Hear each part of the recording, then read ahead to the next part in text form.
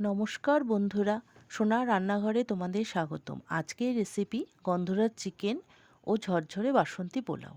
Chicken ধুয়ে নিয়ে তার মধ্যে 2 চামচ টক দই, নুন, সামান্য হলুদ গুঁড়ো, হাফ চামচ আদা বাটা, রসুন বাটা হাফ চামচ, গোলমরিচের গুঁড়ো হাফ চামচ, কাঁচা লঙ্কা বাটা হাফ চামচ, গন্ধরাজ লেবুর জেস্ট হাফ চামচ, একটু গন্ধরাজ লেবুর রস দিয়ে আধ ঘন্টা ম্যারিনেট করে রাখলাম।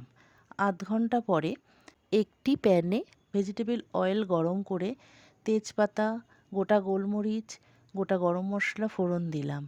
এরপরে পেঁয়াজ কুচি দিয়ে ভালো করে ভাজলাম। এবার হাফ চামচ জিরে গুঁড়ো দিয়ে ম্যারিনেট করা চিকেন দিয়ে দিলাম। এবার রসুন বাটা, আদা, কাঁচা লঙ্কা বাটা ও কাশ্মীরি লঙ্কার গুঁড়ো দিয়ে চিকেন কষালাম। খুব সামান্য জল দিয়ে একটু ফুটতে দিলাম। সামান্য একটু চিনিও দিলাম। কয়েকটা গোটা কাঁচা লঙ্কা, লেবু পাতা, গন্ধরাজ লেবুর রস, গন্ধরাজ লেবুর স্লাইস দিয়ে ঢেকে 2 মিনিট ফুটিয়ে নামিয়ে নিলাম। তৈরি হয়ে গেল গন্ধরাজ চিকেন। এবার বাসন্তী পোলাওয়ের জন্য 500 গ্রাম গোবিন্দভোগ চাল কয়েকবার জল পাল্টে পাল্টে ধুয়ে জল ঝরিয়ে নিলাম। এবার 1 চামচ ঘি, পরিমাণ মতো নুন, হলুদ গুঁড়ো, হাফ চামচ আদা বাটা, হাফ চামচ জিরে গুঁড়ো দিয়ে 15 মিনিটের জন্য ভালো করে মেখে নিলাম। 15 মিনিট পরে প্যানে ঘি দিলাম।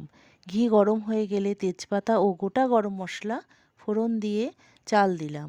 লো ফ্লেমে চাল ভালো করে ভাজলাম। এবার কাজু কিশমিশ দিয়ে নেড়েচেড়ে গরম জল দিলাম। 500 গ্রাম চালের জন্য 1 লিটার জল দিয়েছি।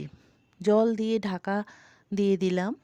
ভালো করে ফুটে চাল সেদ্ধ হয়ে গেলে ফ্রোজেন করে রাখা কড়াইশুঁটি দিলাম।